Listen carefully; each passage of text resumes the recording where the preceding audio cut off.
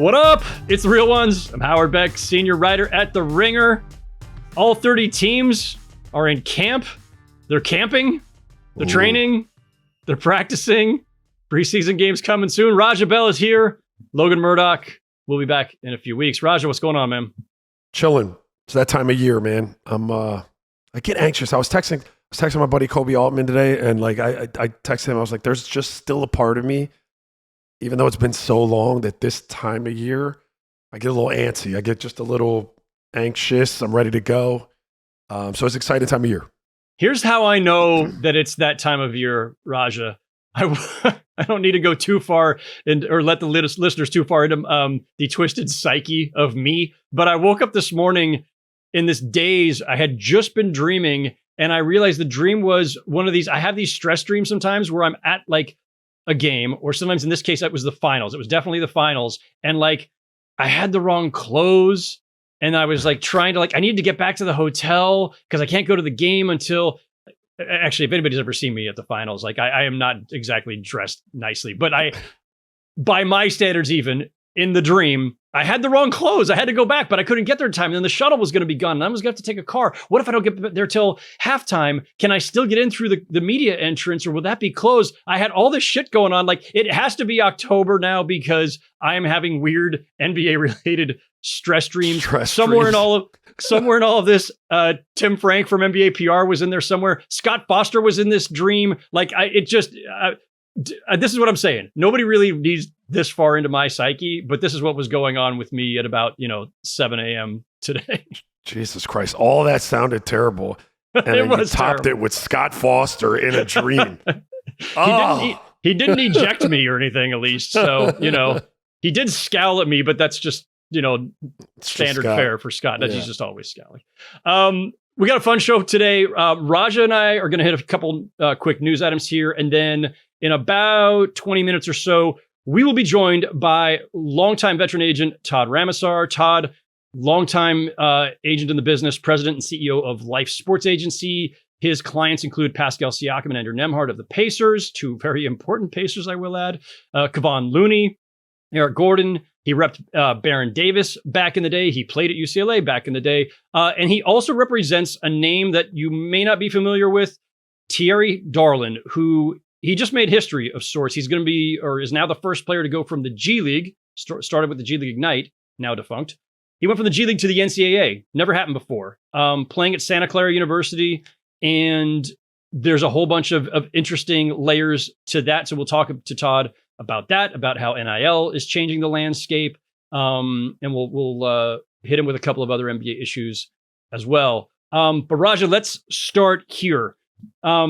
Our long national nightmare is over. We no longer have to read about why Jonathan Kuminga isn't signed, what the parameters of the deal might be that he wants, that the Warriors want, that his agent wants. His agent can stop with the media tour. It's over. 2 years, $48.5 million, but it's a team option in the second year. It looks to me like the Warriors effectively won this. Like, they did increase the dollars from earlier in the summer over the course of that, but they wanted a short-term deal with team control, a team option, because of course they would prefer to trade him at some point. He hasn't been a great fit. It's not a knock on his talent, but it hasn't been the right fit with Steph and Draymond and now Jimmy Butler. His agent wanted more years of money, wanted a player option. They didn't get it. So here we are. He's in camp. We'll see how that all plays out. The Warriors wanted to, their ultimate goal was a tradable contract. They got it. And now the biggest question becomes when and where does he get traded? He'll be eligible to be traded on January 15th. Trade deadline in mid-February. What did you think when you saw that this had finally been resolved? What do you think the implications are now for Jonathan Kuminga in what may remain of his career with the Warriors? Yeah, I don't know how I felt when I saw it. What it means for Jonathan Kuminga, I don't know. I don't know. Clearly he's gonna get moved at some point. But what it means for him with Golden State this year, I find that very interesting. Like, are you gonna stash him and do what you've done with him in the years past?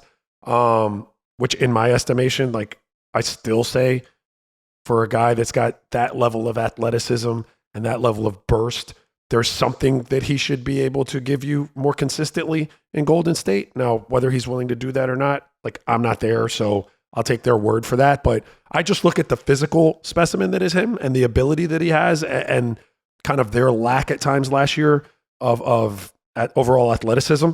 I thought he could have a little bit more of an impact. I'll just say this from his perspective, because that's the only one I can really operate from. Clearly, you're disappointed, and I've been at negotiating tables and not gotten what I wanted to get out of it, and still have to go in there and do my job and go to work. I owe it not only to the organization and my teammates who are my brothers, but to myself, because especially at this point in a young career, you're still developing. You're still trying to get better at whatever it is you're trying to get better at, and so taking days off, not being fully present, going in with a bad attitude, like, those aren't going to help your own cause, let alone that of the team, of your teammates. And so I would just, say to him, or if I were him, I would be approaching it like that. Like, look, I didn't win this battle. Maybe I could still win the war. To do that, I got to be the best version of me every day. I got to control what I can control, which is how I get in there, how I work, what kind of teammate I am, how I develop, how I play, given the opportunity, if it's there or not. If it's not, to the best of my ability, be the best teammate that I can, so that they can't smear me in any way, shape, or form.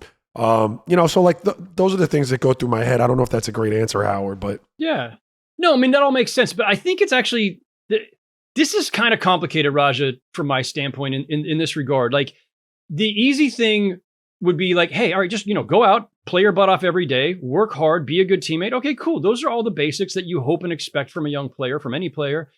I'm sure it's what his teammates are telling him, what Steph and Draymond are telling him, what Steve Kerr may be telling him, what his agent's probably telling him.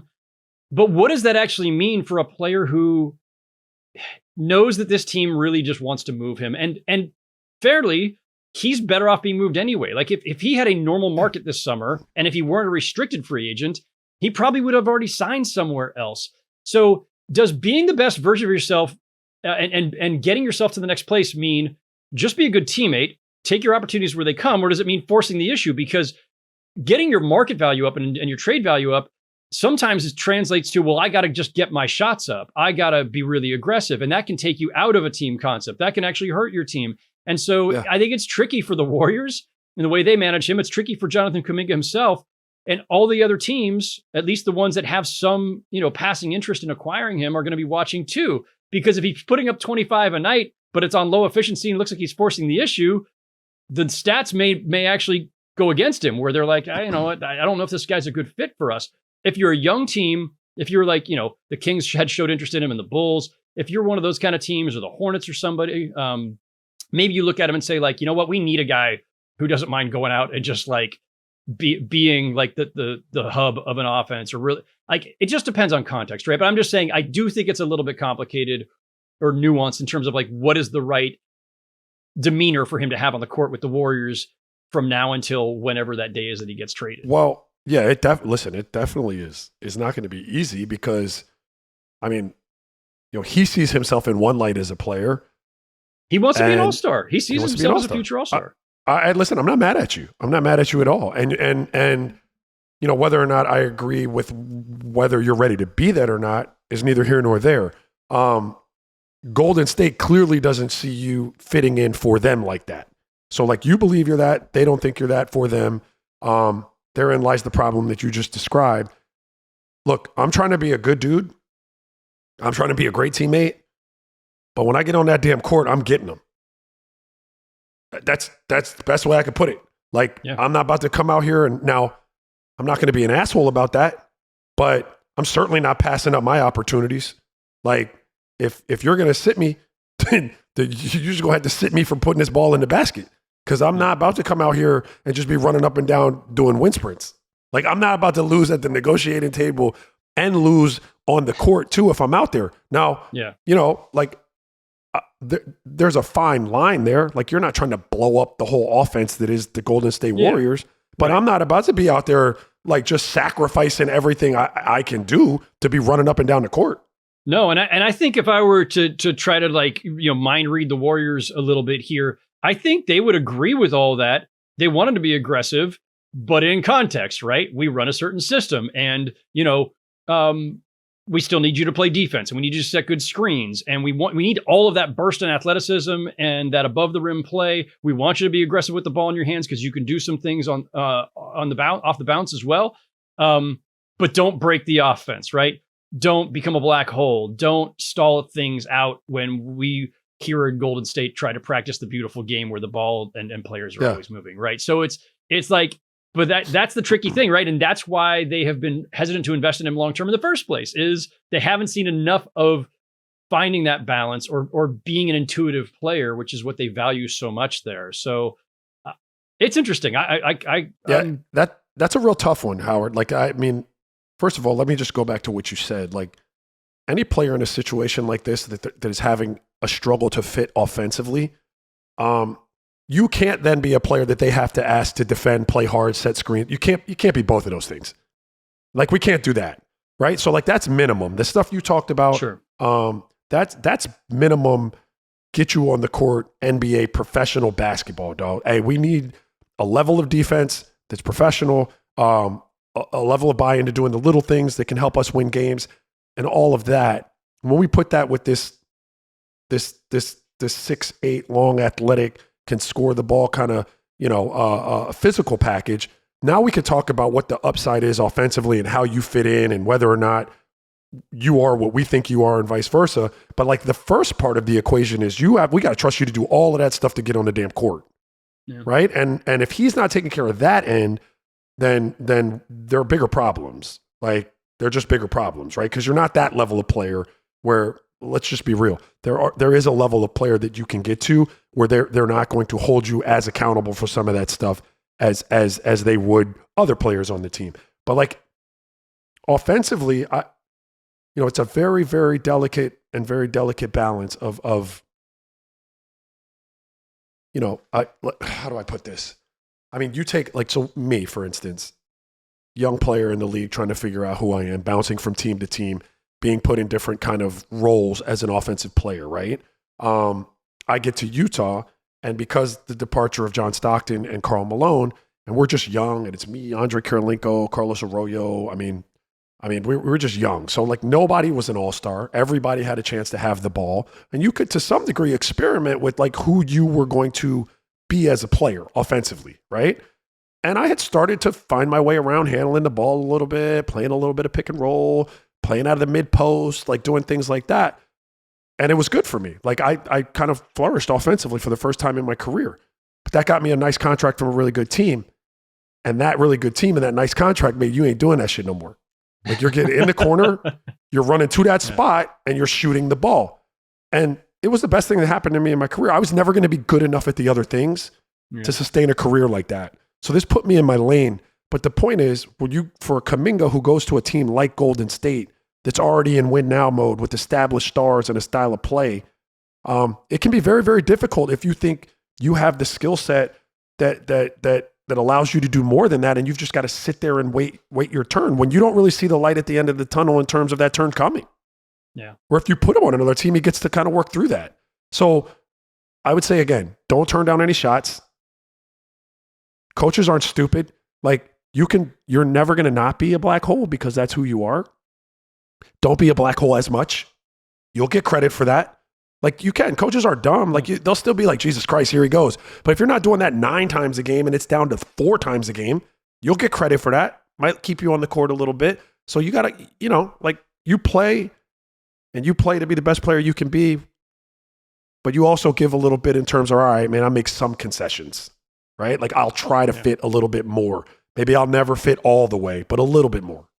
The good news is, too, for Jonathan Kuminga, you got the money, at least now. It's not all the money that you wanted, right? But you're getting paid $24 million or so this season. Like, you get the big payoff. You didn't have to take the qualifying offer, which would have been much less than that.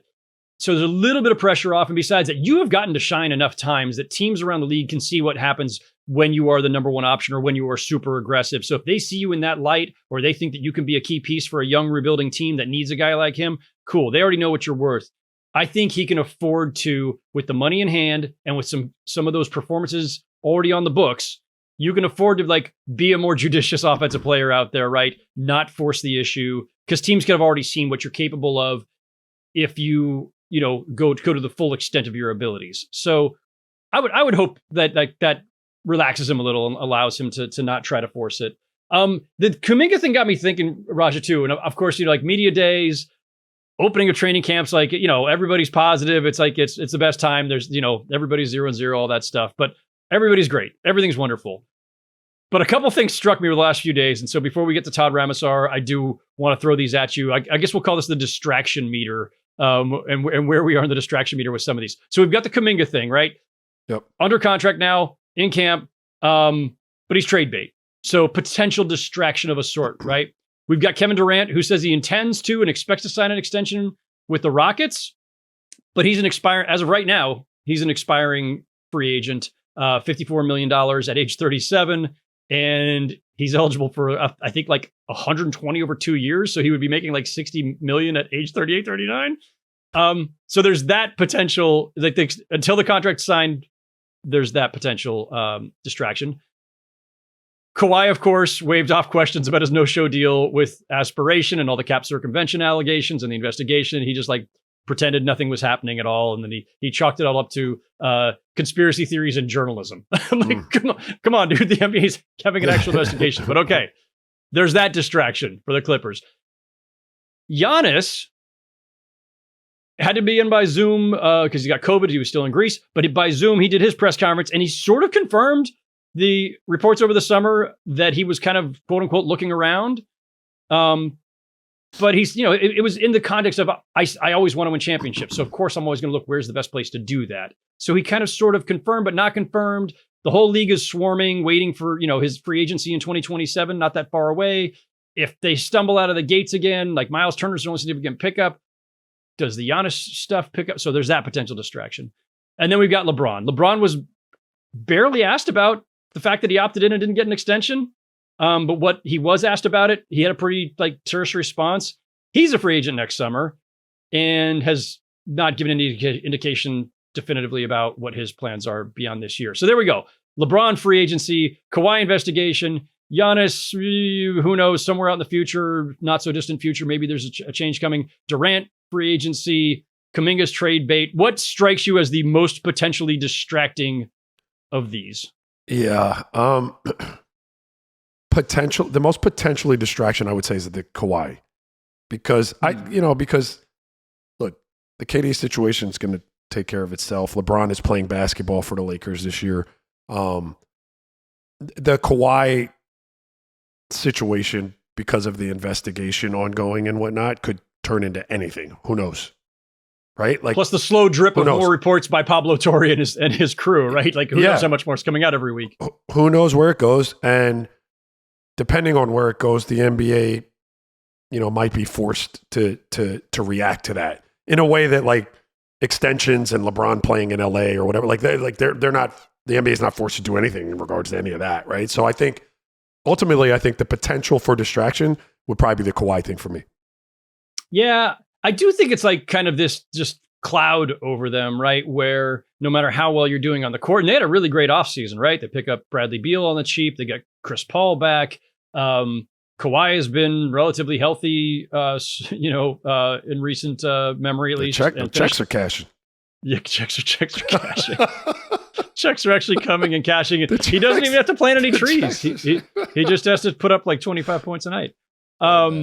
Harden had a great year. Zubac, they've got a really great roster. I think they could have a really good year, but this is hanging over. Kawhi is so indifferent to just about everything that I kind of think there is no distraction, at least for him personally, because it's just like, yeah, whatever.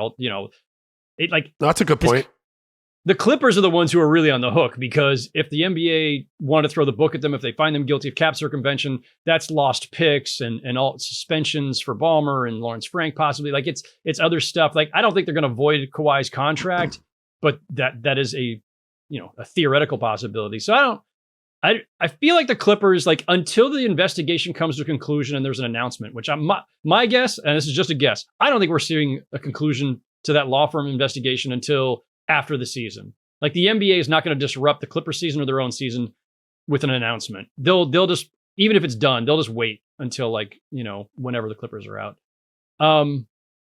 I kind of think that the low-key, potentially most distracting is Giannis. Because I don't think the Bucks are that good. Okay. And I think they're good enough. They're a playoff team, but they're not a contender. And he keeps just saying, like, his whole mantra has been, the other day, in past years, in off-season interviews that he's done with the New York Times a couple years ago, I want to win championships, and I want to be where I can win championships. I don't think that's Milwaukee right now as currently constructed. If he's patient enough, that may take care of itself. But if they struggle out of the gates and they're, in a bad way in late December, do I think that the entire league is going to be knocking down the Bucks' door, like prying, seeing if he's available? I don't know that he's going to ask out in the middle of the season, but I just think that any Bucks struggles are going to underscore the fact that he's a free agent in 2 years and has made it very, very clear that he wants to contend while he's still in his prime. So I think like that one strikes me in LeBron. Like LeBron put on a nice happy face on media day, but like the statement from Rich Paul back in June when he picked up the option, we think that the Lakers still need to consider LeBron and not just the Luka timeline. Like that's still lingering back there. LeBron's done a good job of putting on a good face, but I think those two to me are kind of the ones that I've got an eye on. Yeah, well, Giannis, I guess, could go back to St. John's. Was it? We'll get to that. We'll get to that in the later conversation that may or may not have been pre-taped. Yeah, no, I mean, I'm going to be fascinated. I'm going to just be fascinated with the whole. I mean, we said it when the trade happened and the Lakers were clearly going to be Luka's team and it was going to be on Luka's timeline. That was always coming to a really fascinating place. How quickly we got there, like what it looked like when we got there, who knew? But that was always something that I was looking forward to see how that was going to be handled. Just that's hard for any star level NBA all-star to handle when the balance of power shifts and it's not working around you. But LeBron is that in times infinity. Like the league has revolved around LeBron since he's been in the league. So it's going to be very, very interesting to see how they do it, see how LeBron handles it, like all of that.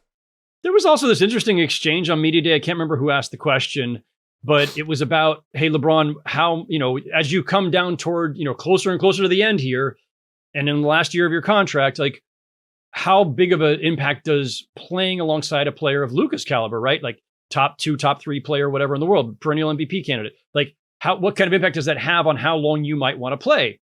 And obviously play for the Lakers. And LeBron said that Luka's presence has, quote, zero impact on that situation or that decision, which in one way you could just simply take as he's going to go on his own timeline, right? I'll play as long as I feel comfortable playing, or as long as I'm motivated, as long as my health holds up, as long as I can play at an elite level.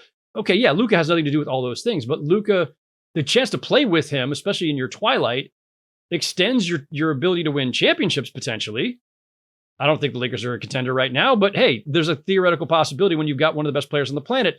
And the fact that LeBron did not put any stock in that premise when the question was posed to him, again, I'm trying not to do too much reading between the lines, but that's not nothing. Listen, that's not nothing. And I would, before I put an opinion on that, I'd like to actually see the clip. I'm reading facial, expressions and body language and all of that when he says it, but like, that's not nothing. Yeah. It may be something. It may not be. I don't know. It may not be. I'd like to see the clip. I might go look for the clip. Because I'm telling you, like, it doesn't matter how much money you've made. It doesn't matter, how long you've been the king or queen or whatever. When it's time to leave the throne, that is not easy. Like, that is not an easy thing. There's a version of this where LeBron could have said, not saying should have, but could have said, listen, guys, you all know I'm in my 23rd or whatever it is year, over 40. I'm still playing at an incredibly high level. I am still one of the best players in the league. But the fact that I got a guy next to me who can do a lot of the same things that I do at elite level and is in his prime, I love that. It takes a lot off of me, means that I will be that much fresher in April, May, and June, a place that he would like to be playing again. Like, he could have done this that way, and he didn't even go down that path. anyway, I just think it's interesting for a guy who, certainly tends to choose his words and his messaging carefully. So, and then there was this. So, Bill Plaschke at the LA Times had this quick little anecdote from Media Day where LeBron's wrapping up his interview on the set with Spectrum Sportsnet. That's the Lakers' local broadcast partner. And the host, Chris McGee, said, "By the way, see you at next year's Media Day." And James was LeBron James was kind of laughing, says, "Maybe." I love it. I can't wait. Again, may or may not mean anything, but it's fun. All right, we'll wrap up our opening segment right there. We have a really interesting conversation with Todd Ramasar coming up next, so stay tuned for that. And as promised, very pleased now to be joined by longtime NBA agent, representative. Is that now the politically correct term? Todd Ramasar. Todd, is it agent, representative? Is there? I feel like there's a shift going on where like agents, like somehow that's like pejorative now. Do we have to say representative? I think it was always taboo to be known as an agent. So representative is what I like to be called. All right, that's fair. You do run an agency. So, however people want to say it, that's fine. We're just happy to be joined. Happy to see you. How things going? I haven't seen you since I think July at Summer League. Yeah, no, everything is going great. You know what time it is in terms of time of the year. So just making sure all the guys, with Media Day earlier in the week, some clients are out of the country. Is obviously preseason is tipping off overseas. So just getting ready for what I think will be an exciting season for a lot of my clients. Yeah, no doubt. And offline here, we just had the first introduction of Todd and Raja. Somehow, you guys have overlapped. You're about the same age range, but never really actually intersected somehow in NBA circles. But you guys have some people in common, right? Raja, did you play with any of Todd's clients in the past or old teammates? Well, clients probably not. I mean, maybe, but teammates for sure. Earl Watson, Jerome Owiso, Matt Barnes. I didn't play with Barron, but I know him well. So yeah, for sure. It's crazy that we haven't crossed paths, but yeah, definitely. Raja, I don't think I had any clients or former teammates as teammates of yours, right? During your run? No, I don't think so. I think that's a big reason why we never cross paths. Usually you run into someone at a game or post game. Yeah, I'm surprised because I went to BDA for a hot second. Like I think when I was with the Suns, Steve was obviously a big client of theirs. And so I thought maybe in that little corridor time, but hey, nice to meet you either way. Yeah, likewise. So there's a lot for us to dive into here, Todd. But I do want to start with some news that you and your representation company made last week. I want to make sure I pronounce your client's name correctly. Thierry? You're probably one of the few people that have pronounced it correctly. All right, I got a good lesson real quick by your PR guy, Roven. Thierry Darlan, I guess, is Darlan also correct? Darlan, correct. Thierry Darlan, first player to ever go from the G League. He was with the G League Ignite for a time and then just bouncing around the G League to the NCAA. I'm going to just ask this, just the most basic part of this, because for a lot of people, I think they probably haven't heard of Thierry. And what's the significance of going from the G League to the NCAA? This is obviously a product of the time we're in with NIL. But who is Thierry? How did this come about? And what is the significance to you of him being the first ever to make that leap? Going, well, in the past, we would have thought was backwards from the pros to college. Yeah, I think with the changing landscape in the NCAA, it's creating a lot of opportunity in what is otherwise a gray area. But Thierry has been a client of mine for about a year and a half now. He's originally from the Central African Republic, went to the NBA academies in Senegal before signing with the G League Ignite, what would have been his freshman year in college or the first year out of high school. I signed him at the end of that year. And candidly, I always thought that he should have went to college because, all of the players in the past that have come from the continent, because there's so much talent, Hakeem Olajuwon, Dikembe Mutombo, Pascale Siakam, who's a client of mine, and Joel Embiid, all of them went to the NBA via college. So for Thierry, he chose a different path, which was to the Ignite program, which didn't work out for him initially because he was coming off of a ankle injury. And when I signed him, I saw it as an opportunity in some ways to kind of rehabilitate his career, because at one point he was projected a first-round draft pick. So that first year out of the Ignite program, the NCAA landscape in terms of bringing on players in his position that had played professionally, it wasn't quite the right timing. Fast forward to this past year, he tested the waters, and with Igor Demin, as well as some other European prospects that had played for professional clubs and were cleared for college, I thought it was the ripe opportunity, even though it was about 50-50 at the time that he would get admitted into college, is when we embraced that opportunity of trying to get him admitted, which Santa Clara and I were working on that since earlier this year in March. Howard, I don't know if you have a follow-up. I have so many. Like, that's so, yeah, it's such a groundbreaking and such a shift in the position that the NCAA has always taken as it relates to if you've ever participated in anything that wasn't amateur athletics. Where do I want to start? Like, do you see more of this coming down the pipe? What was the actual language legally that you guys felt like someone could really sink their teeth into in a way that made them rule? And I mean, I'm sure people have tried to do it in the past, but what did you guys have going on that spoke to them? Raja, it wasn't so much the legalities or the language or bylaws of the NCAA as much as the fact that players, as I mentioned last year, that had played professionally in Europe were cleared and are playing now in college basketball. So for Thierry, his circumstances that were different was he played for the G League in the U.S.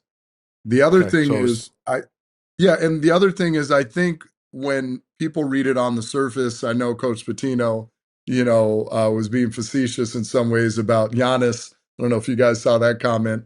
Is this going to lead to NBA players going into college? The reality is Thierry, when he played in the G League, did not sign an Exhibit 10 or a two-way contract.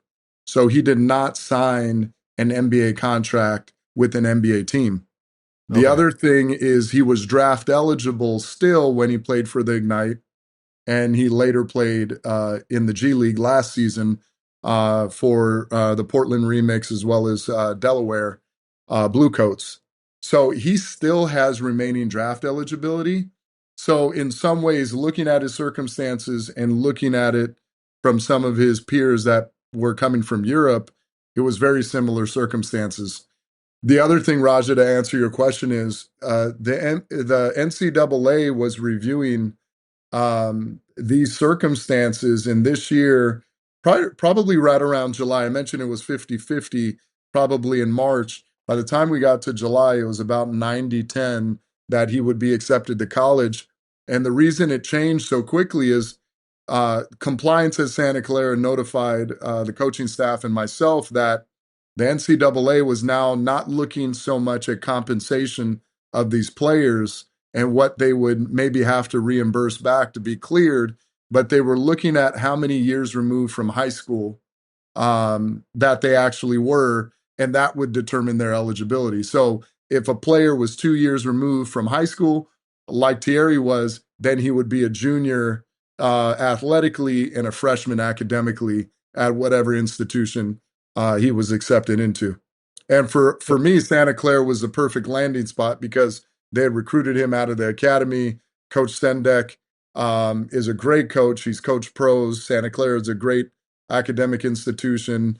And it was more of an intimate environment for Thierry where I felt he wouldn't be lost opposed to going to a Big Four conference in a blue chip program. Todd, what are you hoping that Thierry gets in terms of his, I guess, basketball education, or maybe just his evolution as a young man trying to find his way, period, and eventually, presumably, back to the NBA? What are you hoping he gets out of being at Santa Clara that perhaps he did not get certainly at the Ignite, which is now folded, that program. I mean, I think we can all just say it. It was a failure. The NBA tried to do this thing. Hey, here's a way for high school students who don't want to go straight to college or don't want to have to go overseas. You can play in the G League with the Ignite. Scoot Henderson did it. Jonathan Kuminga, who we have discussed on this pod and we'll discuss again shortly, I think. Jalen Green. But that program lasted only a couple of years and is gone. Overtime Elite's still going. Australia, I guess, is still out there as an option. LaMelo Ball, of course, did that.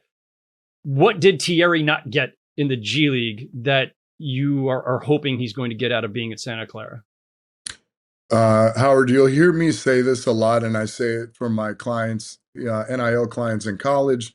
I say it to my young players in the NBA. Player development is human development. And for us that went to college, I could sit here, which I have for months, explaining to Thierry the opportunity that is college, of not only having the intimacy of having his peers that are around the same age group, or in his case, some of them are coming from Francophone countries that he could relate to, but you're not 100% a professional yet. So for Thierry, he skipped that step. And the first day he was in class, I checked up on him. I sent him a text, and he's usually really diligent about responding. And so I waited a day or two, and I texted him back a question mark, like, how was class? So he called me immediately. He's like, man, I have a newfound respect for college athletes, because he's like, Todd, I have no time. I wake up, I eat, I go to class, I'm lifting, I'm on the court, and then a study hall, and then more studying and doing class assignments, and then I go to bed, and it's the same thing over again. And I tell all my young athletes, like, as much as I could be an advisor to them, experience is the best teacher. So for him, I said, Thierry, it's almost like you enlisted in the Army and you skipped boot camp, right? So what I hope for him to get out of this is not only being coached hard by and learning the fundamentals even greater from Coach Sendek and his staff, and Jason Ludwig there, who's a good friend. It's also learning a different style of basketball too. There's not quite the spacing that you get in the NBA or the G League that otherwise he's getting in college. And there's some other, I guess you could say, different rules or circumstances that if he could master that in college while having the experience he's had at the G League, it'll only prepare him that much more, assuming he has the opportunity to be drafted into the NBA. But beyond that, just on the human development side, just having that camaraderie, the relationships. I know, Raja, we were talking about college. You have friendships that you have for life. I'm sure, Howard, it's the same for you. I wanted him to have that experience that otherwise he didn't have, coming out of the academies and playing in the G League. Yeah, that's really interesting on a lot of levels. I don't know that I really have a question. Maybe I'll fumble my way into one, but like, you're right in that, NBA relationships and the business that is the NBA or professional sports, it's really transactional. Now, you do become a family, but even within that family, that family dynamic is affected by transactions. So you may love guys and not wind up being like lifelong friends with them, or, breaking bread with them later in your lives, because you've just been so many different places and you've moved around with these families, and you're at a different stage in your life, where those college relationships and that foundation, a lot of times those tend to be ones that last a lifetime. Like those are guys that you're in your formative years. It's not as transactional. You're going through a lot of the same stuff together. And that's a very interesting thing, because for guys that would skip that theoretically, that's a big miss, especially when let's say hypothetically a career doesn't wind up being exactly what you thought it was going to be and you're not set for life. That college foundation is critical. As far as on the court, I do think there's something to, like, if you can play in college basketball and you are a pro level talent, you're going to be fine when you get to the pros. You know what I mean? Mm-hmm. But there's so much that goes into strategically the college game, because you're allowed to do these things. There are not rules in place to prohibit, loading the floor in the way and having to move these chess pieces around a zone defense there's just so many little nuances in college that you won't get exposed to all the time in college, that it kind of rounds you out. If you're a pro, you're going to be a pro fine. They'll put you on a pro court, open up the floor, and there you go. Mm-hmm. Right? But if you can navigate college like that, that's an interesting way to kind of look at it. And Raj, I'll add to that point too. I think the NBA game the last few years is really changing. We saw it in the finals with the Pacers and OKC, and it's all about ball movement, transition ball movement, and spacing. And if you're a young player that hasn't really been coached or experienced that ball movement like you have in college, I think to a certain degree, it could, in some circumstances, it could work against you. The other thing I'll add to what you said too, Raja, because they're all great points, is Thierry's an international player. Even as I was talking to NBA executives, I said, can you imagine if you took, Dylan Harper or Cooper Flagg out of their senior year of high school and assume they had a serious injury, and you sent them to Spain in the ACB with a Spanish-speaking coaching staff, Spanish-speaking teammates, and oh, by the way, you don't speak Spanish? I don't think and the last caveat is your family is not there with you to support you. That was Thierry's circumstances coming to the U.S. And I don't say that as an excuse as much as those factors matter in terms of a player's development, and their comfortability off the court impacts their comfortability on the court. So those were all the factors as I analyzed the situation that played a major part in exploring this opportunity for him to go to college and attend a institution like Santa Clara that worked out. Well, I'll tell you from experience, Howard, real quick. Sorry, I was 23, 24 in that situation in the ACB, and it sucked. Yeah. No family. Yeah. I mean, I could not imagine being 18, 19, going over there and having nobody with me, not speaking the language. I mean, it was beautiful, but I was just like, I didn't know what was going on. How's your Spanish now, Raja? Muy bien.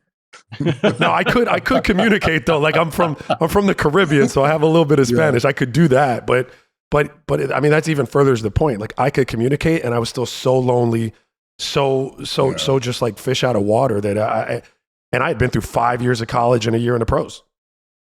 And Howard, it's not just the language barrier, culturally too. If you don't have anyone, I said this to Pascale when he was coming into the league, and a lot of my international guys, like, I have to teach you how to be American, in a lot of ways culturally. And not just from a cultural standpoint, from a professional and a business standpoint, so that they understand it sooner, because that's the biggest challenge, whether you're international or you're born here in the US or Canada, is you go from thinking team is team and family to being a professional to where it's business. You could be traded or waived at any given moment.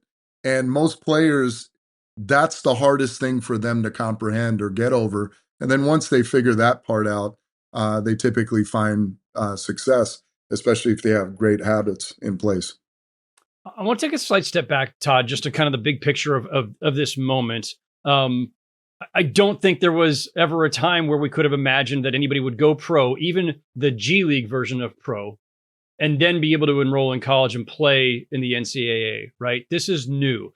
This is, I would assume, without getting in the weeds about the NCAA rules and everything else, this is a byproduct of the NIL era.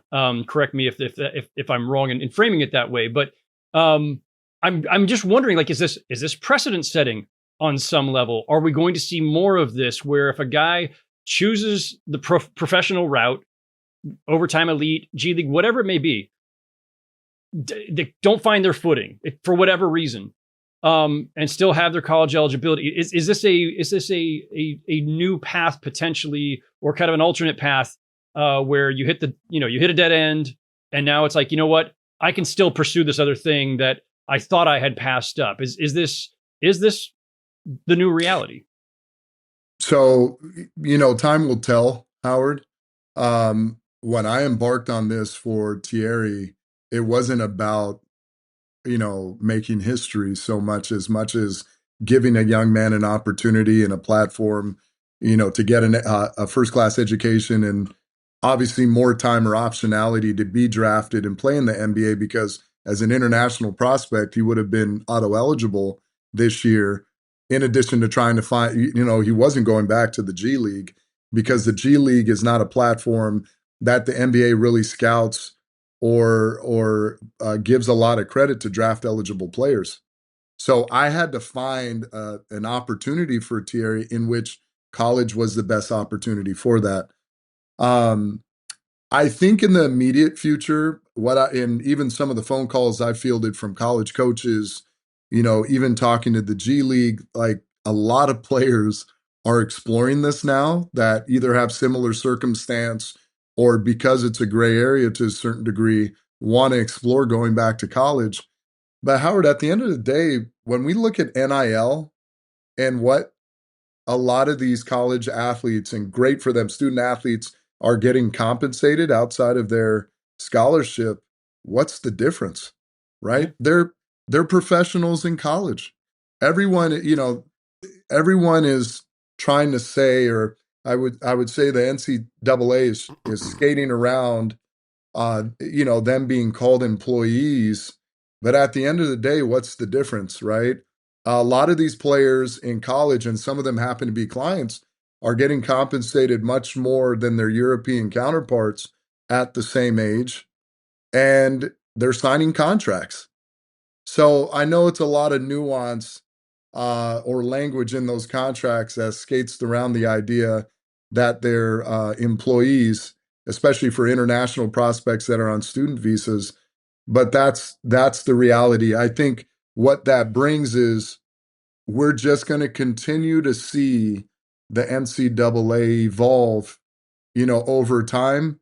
To what degree, what is it evolving into, or what's the end point?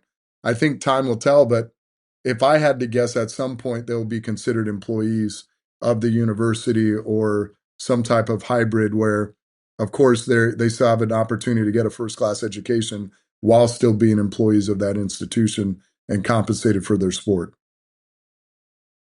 Yeah, I mean, look, Todd, I got a son that's about to go away to school, and I would tend to agree with you. I mean, my wife and I have this conversation all the time. She was a high-level college athlete as well. Like this reality is completely different than ours. These kids are pros. Like we just call it what it is. Right. I mean, we still believe in, education first, and you're going there to get that degree if you're there long enough, but they're pros, and, getting them to understand that they have to treat, their career a little differently than we treated ours because of that, is important. And I'll take it a step further. I mean, because listen, the language in some of these contracts, like Howard, I mean, there are incentives. There's all kind of stuff in there that would look just like a pro contract if you laid them side by side. They might not technically have the same name, but it's the same damn thing. Like I've seen them. And then secondly, like in basketball, weirdly, in a way that like I don't think football has the ability to do this. Like these kids are getting paid in high school, like big money to go to some of these programs and play on these Nike circuits or whatever circuit. Like, I coach a lot of them, and they're getting real bags in high school to go play. They're becoming pros in high school now. Hey, Raja, but we know the reality. Even when we played, NIL has just legalized a lot of the things that otherwise were happening under the table. And, NCAA, college football playoffs, NCAA March Madness is big business. And so it always has been. So now the athletes get to participate in that revenue, which candidly I think is going to continue to grow. In some ways, I don't know what's taken the NCAA so long to do this, because what I'm seeing is I think the NCAA product is going to get that much better because it's going to get a lot more potent with talent, both from North America and internationally. And players are not going to make bad decisions in terms of foregoing their college eligibility to prematurely turn pro, right? So we're going to go back to when basketball or when football in the 90s, maybe 2000s, 90s, early 80s, where there was all this talent before players, especially in basketball, left after 1 year or 2 years. You're going to see those players stay much longer because it's a better business decision for them. I think there's still some kinks with the rules that need to be worked out, both in favor of the student athlete and the colleges, that could be done better. But what it's evolving into, I think overall, is really good for both sides. This raises a couple questions for me, Todd. Just thinking about this, where, you know, 4 or 5 years ago, maybe a little less than that, players who had the talent to maybe be drafted, but were not eligible yet for the NBA, because the NBA still has the age rule. You got to be 19 and a year removed from high school. They're exploring all these different paths, right? So G League Ignite was a path for a while there. Overtime Elite, where the Thompson twins went, is a path. Australia was a path for some guys. China, Italy, Brandon Jennings way back when, right? And with NIL, we are now seeing where, okay, as you were just noting, like we may be back to the college game that we all grew up watching, which was all the elite talent is there, right? They're not going anywhere else. And for a while, it seemed like those other avenues were necessary. If you had the talent and you want to make money off your talent, you should be able to do that. The NBA wasn't providing that avenue. Other things came in instead. But now here we are. NIL is fully in play and will keep evolving. The Ignite's already folded. I wonder if you have I'm curious about this. Like, what is the future then for something like Overtime Elite? Are we going to, never see another version of the Thompson twins playing there because NIL gives you the avenue you needed, the money plus the platform? And besides that, to play off something else you brought up a minute ago that really, threw my radar off. If the NCAA is still the place where the most NBA scouts are hanging out to watch, and they're not spending that much time watching G League draft eligible prospects, and who knows how much time, I don't know how much time they're spending with Overtime Elite. I don't mean to cast aspersions, but like, it just seems like there is a shift underway here where it's tilting very much back toward the NCAA. And I just wonder what the implications are for all these other avenues that had started to emerge a few years ago. Well, just like everything, just in terms of the creation of some of those opportunity next stars with NBL, or as you pointed out, the G League Ignite program and so forth, they're going to have to adapt, or like the G League Ignite program, go away because of this new environment that is the NCAA. Overtime Elite is, I think, positioned uniquely because it's complementary to the NCAA. So you could still have the Thompson twins or other high-level athletes go to OTE, be compensated there under NIL, and then still go to college out of OTE program. So I don't foresee them having as many issues as, say, potentially the NBL Next Stars program as it relates to North American prospects. They could still pull from Australia, since Australia is producing a lot of high-level talent out of high school. They may still want to go there to keep them, on the continent and close to family. But as far as the opportunity, again, that is the NCAA and the compensation, a prospective student athlete would be hard pressed to turn down the opportunities if they're a good enough talent to come here to the States, attend college, get a free education while getting compensated, and still have the ability to transfer, almost like free agency, at least where the rules currently stand to be compensated even greater, or to have an even greater platform in terms of visibility in college that could eventually lead to them being drafted in the NBA. Todd, I wonder, you spoke about, like, you have some guys in college right now, so you navigate the NIL landscape. Obviously, with the ruling, that just came down the pipe. But do you have any experience with this new fifth year that seems to be kind of coming down the pipe next, right? Which is, these guys lobbying to get their fifth year back. Are we moving towards that model where guys will be able to hang out in college even longer and extend that like money making window for guys that won't be pros? Yeah, so Raja, I can only go off of what I'm hearing, probably similar to you. What I'm hearing is that all student athletes will have 5 years of college eligibility, which would include a medical redshirt, which would include whether they attended junior college before transferring to a 4-year institution. So that gives them 5 years to be compensated at a pretty great level at their age. And maybe what happens now too is we get away from seeing, specific student athletes that are much older And I don't know what the perfect age is for college, but I think we all know when we see, a certain age in college sports that creates, some could argue can create an unfair advantage because of the maturity of that student athlete in school.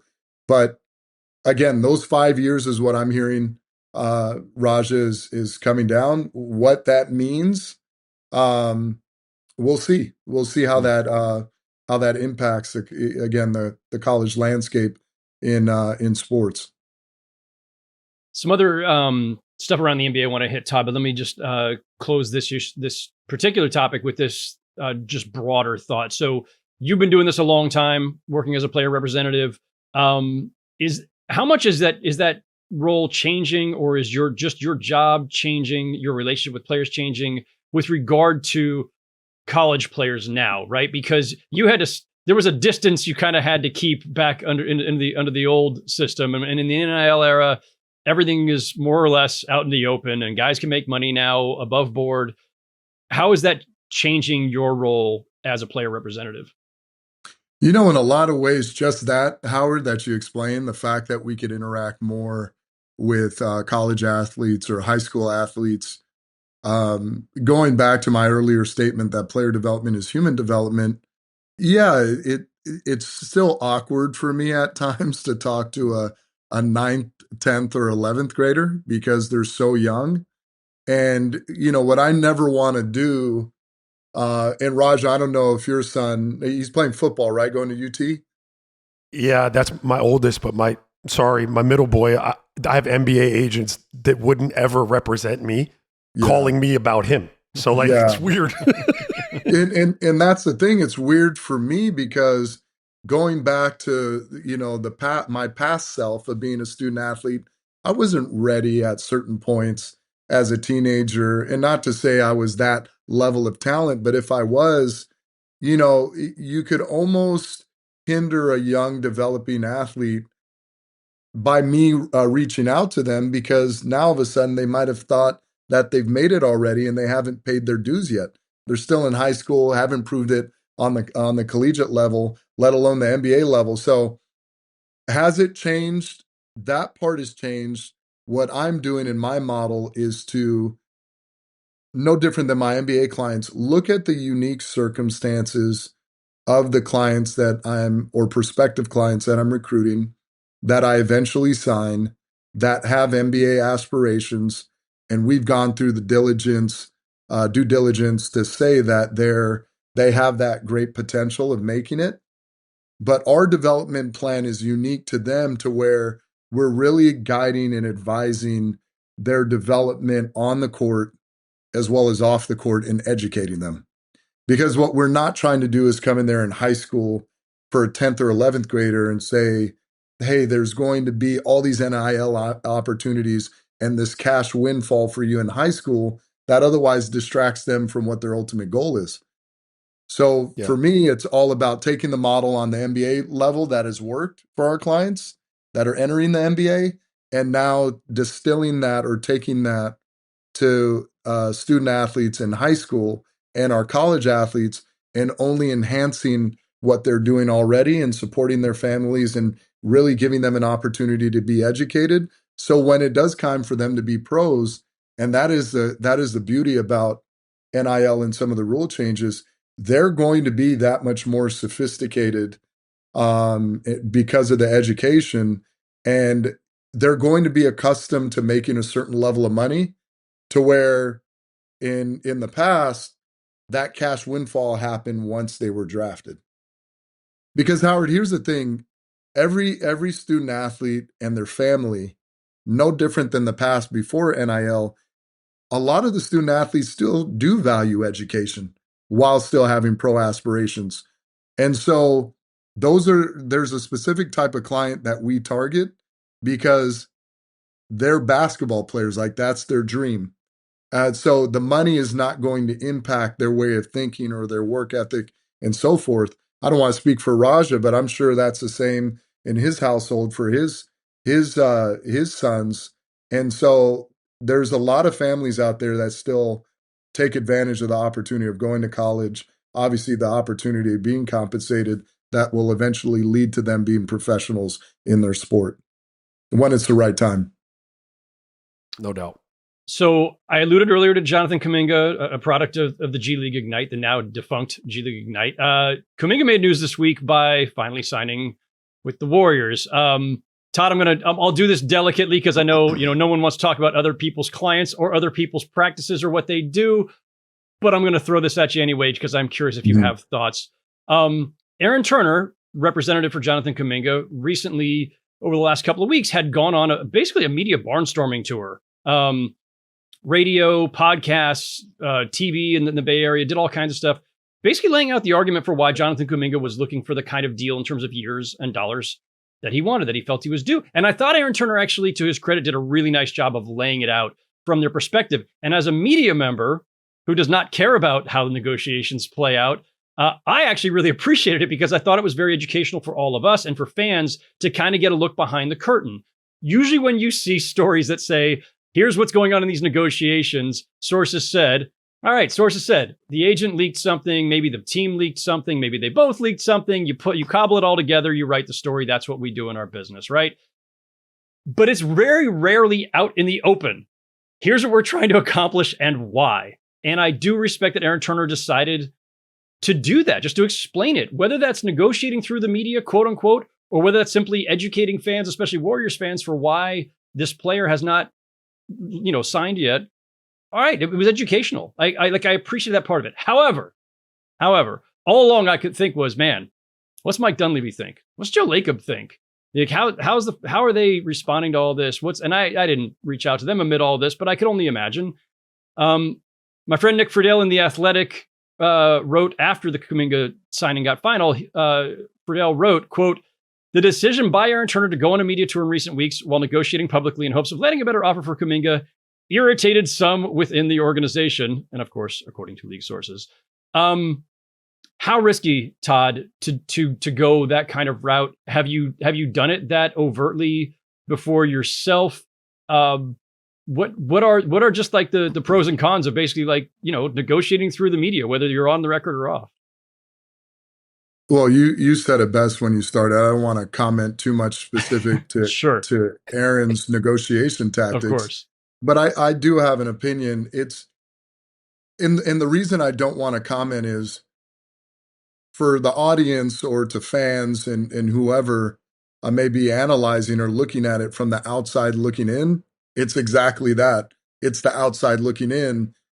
There's so much that goes into a negotiation for any player, whether it's RFA or unrestricted free agency and so forth. I always tell my clients this, whether they're entering the NBA or veterans, is the negotiation of your next contract starts either the moment you're drafted or the moment you sign your next deal, right? The teams are taking notes. As an agent, there's conversations with the teams. I'm taking notes. And, as you called me an agent earlier, Howard, the reason I say I'm a representative is agents are whenever you hear the term agent, it sounds transactional. And the reality is when you're negotiating on behalf of your client, it doesn't happen in a day or a week. Sometimes it's years or a month that lead to the transaction actually happening. So in the case of Kuminga and them going public, yes, it's risky. It's risky because you don't want to embarrass publicly your counterparts on the other side that you're negotiating with. Because in some circumstances, you may end up doing a deal with them and your client has to go back to that same very team. Also, 29 other teams are looking at that negotiation publicly.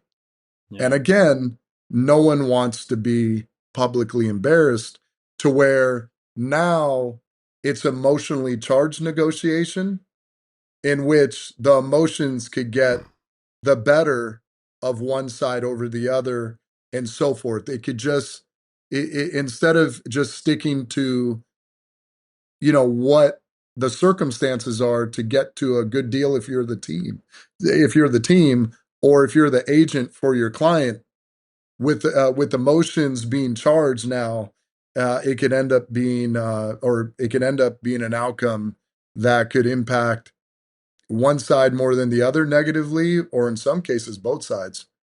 That's why I don't tend to do it, but it is a tool that can be used. It just has to be well thought out when you do use that tool in negotiations. Very, very delicately. Very, very, very delicately. Hey, no, that was Todd, well I had done. a question. Well done. Yeah, I had a question. I mean, I don't know if it's neither here nor there, but in today's landscape with athletes, their voice, their social media platforms, their ability to get whatever message out there they want to get out there. I mean, we didn't necessarily have that the same way. So that our representatives, to some degree, unless we were at a podium, could kind of control a narrative about us in a way, or help us cultivate it in a way that we couldn't screw up, but just by getting on Twitter or, on somebody's podcast and saying the wrong thing. How much of your relationship with the guys that you have, how much time do you spend with them about, hey, what they want to project? Are you like, hey, just be yourself, say whatever you want to say, we'll clean it up? And like I'm just interested in that, because like my older boy does have representation. He's with Wasserman Group, and we work pretty hand in hand with them in terms of like, he runs his socials and does his thing, but like there's a brand that's trying to be cultivated to some degree, right? And that takes everybody on the team working together. So I'm just wondering how you guys do it. Yeah, perception is reality, Raja. Like that's why it's so important to understand what brand you want to project, which you hope is organic to the athlete, or in that case, your son. But we're very hands-on with our clients in terms of their social media messaging, the times that they're posting, what they're actually posting. For example, if our client is doing great and we've had a social media plan in place for the whole season, let's just say based on nationally televised games, big events, community events, and so forth, we could have our athletes post, which is great.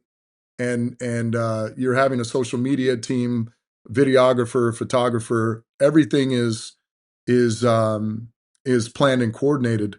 But if our client isn't doing well on the court, that could be a problem in terms of the timing. Or if our client is doing great on the court and their team is losing, that is otherwise expected that they're winning. Or if they're posting at the wrong times, they're posting during the game, if their social media team is doing that or a friend is, those are all things that we want to make sure our athletes are not doing, right?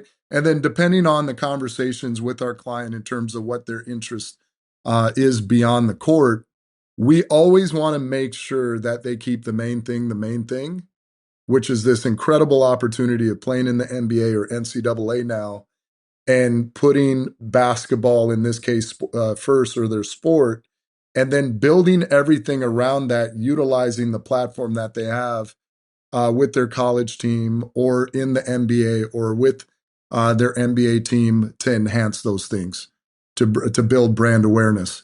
So it could go in any direction. Some of our clients are into fashion. All of them are big in community. We want to make sure that we highlight those things and, again, enhance them from the platform that they have, which is the NBA, and their play on the court and their team success. I had one other Kuminga thought that I want to throw at both of you, just from your perspectives as representative, or as in Raja's case, like if this were your teammate, right?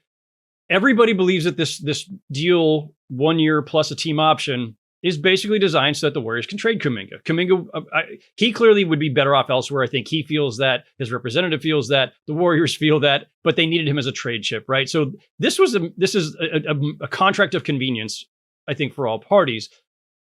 Everybody in the world knows this, including everybody in that locker room. So I'm curious, Raja, from your perspective, Todd, from your perspective, like what, if Todd, from your standpoint, what would you be counseling your client if he's in that situation where you knew, like, this is a short-term arrangement, the trade's coming, it's just a matter of time. January 15th is when he'll be eligible to be traded. Trade deadline's in February. Like, it's coming, but he still has to, play his best. Is his head going to be in it? Raja, that's where I wonder from your perspective, like, you're going to come in, he's in camp now, like, how committed is he mentally, emotionally? Everybody knows what the ultimate end probably is here. And maybe it doesn't happen during the season. Maybe it's next summer. But this is all set up to be temporary. And that being the case, like Raja, maybe you start on this, but like I am curious how each of you see that dynamic, because it's a little unusual. Yeah, well, I mean, first of all, you're a professional basketball player, so like, you got an opportunity to go out there and, from his own, mouth, I've heard him talk about the player that he would like to be, that thinks that he can be. You're in the process of trying to become that. So, regardless of the situation contractually, like that's what you have to be about, right? And like, I always tried to live by this. I certainly try to teach my boys, you control what you can control. Like, and what you can control is going into that building every day, making sure you're earning an honest wage, you're putting everything you have into that craft and becoming the guy you want to be. The rest of it's going to take care of itself. You play well, that's going to help facilitate the trade. It's going to help get you where you want to go. Like, so, I mean, kind of compartmentalizing a little bit and just saying, hey man, I'm coming in here to be the best me, the best teammate, the best asset on this team, whether that becomes in an effort to win games or that's in a trade scenario. Like, that's what I can control, and that's what I'm coming in here to do. Todd?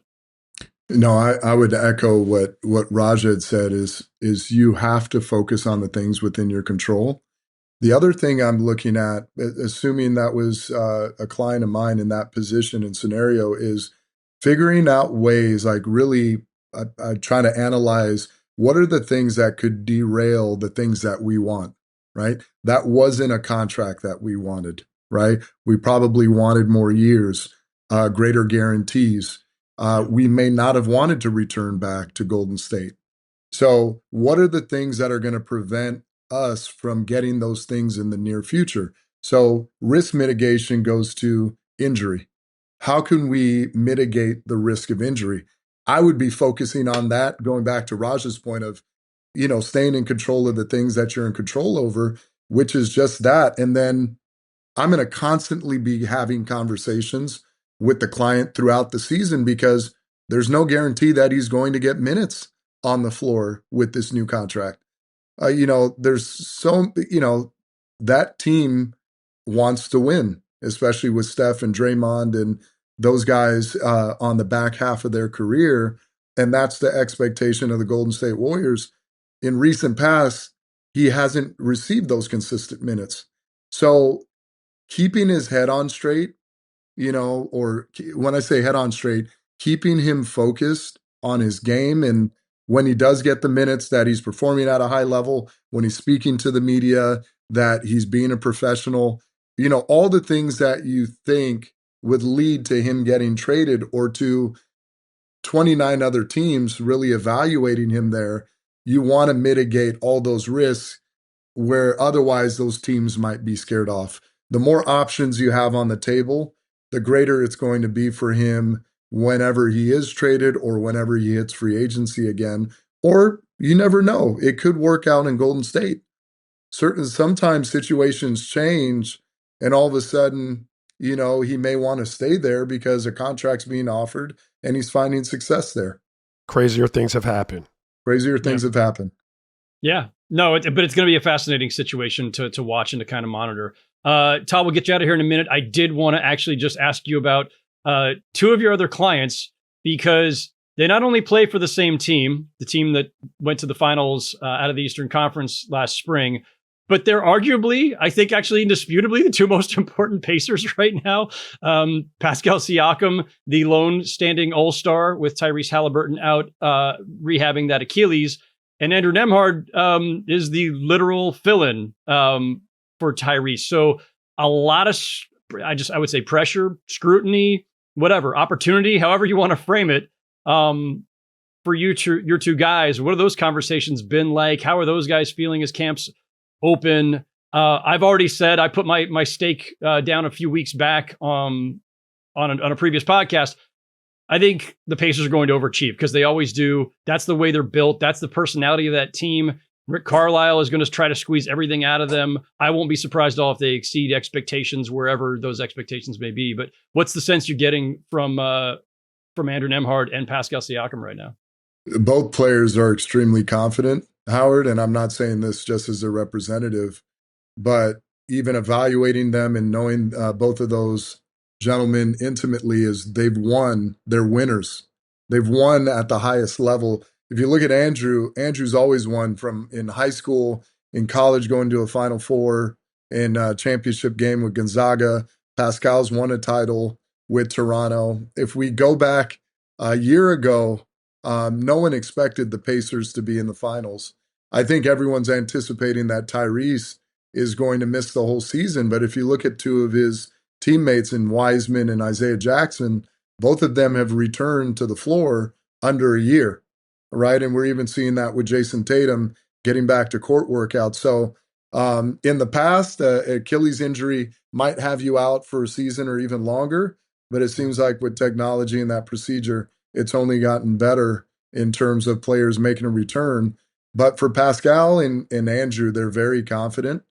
They understand that that's a big loss in terms of Tyrese, not only going down with injury, but also the loss of Miles Turner.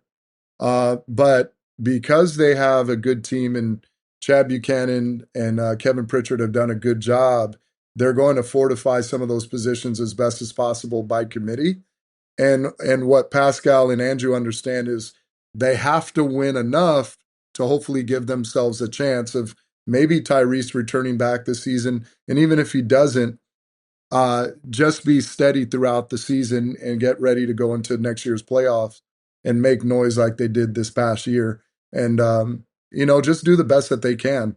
But they're not looking at this season as a season that is a season that they're just going to, let's just say, tank or just be content with whatever record they have. They're looking to win and do the best that they can coming off of the finals this year and obviously the year prior coming off the Eastern Conference Finals. Yeah, one thing we know about the Pacers as an organization, they do not tank. They're allergic to it. And the one thing, again, we know about just the personality of that team, and this even predates this group and predates Carlisle. Like the Pacers are just constantly overachieving, exceeding all of our expectations. There is just something about the way that they have drafted and acquired talent over the years, the kind of character that they get in that locker room. If you go year by year with their like over-unders preseason and where they actually end up, I think they exceed more often than not. So I am not ruling out anything for them. It's a stretch to call them a contender still without Tyrese, of course. But I think they're still going to be super competitive and super fun to watch. And Howard, young players become veteran players really quick in this NBA. Yep. I say NBA seasons are like dog years. So everyone is saying, okay, there's a loss of Tyrese, there's a loss of Miles, but what about Ben Mathurin? He's a year older, and he has the experience of coming off of the Eastern Conference Finals and NBA Finals. Johnny Furphy is there, Jarris Walker. You have all these players, Ben Shepherd, and Andrews, people may say he's a fill-in for Tyrese, but he's actually going back to his natural position. He is a point guard that happened to be playing off the ball because of his defensive abilities paired with Tyrese. So, yes, they are big losses, but as you're pointing out, the Pacers tend to figure it out with their teams and their groups. And I think it gives an opportunity for some of the young guys to step up and fill in while Tyrese is down. And then he returns. And once he does return, that team should be even stronger from the experience they're gathering, whether it be Andrew or some of the other younger players that are going to be stepping up. Yeah. Can't wait to see it. Camps are all open. Preseason games coming soon. Todd Ramasar's clients out on the court everywhere, including at Santa Clara University now. Todd, this has been great, man. Thanks so much for joining us. Great to see you. Look forward to bumping into you in an arena somewhere sometime soon. Oh, yeah, I'm sure I'll see you soon, Howard. Thanks for having me. Raja, thanks for having me as well, and great meeting. And look forward to doing it again soon. We will wrap up this episode of The Real Ones there. Thank you all for joining us. We will be back next week.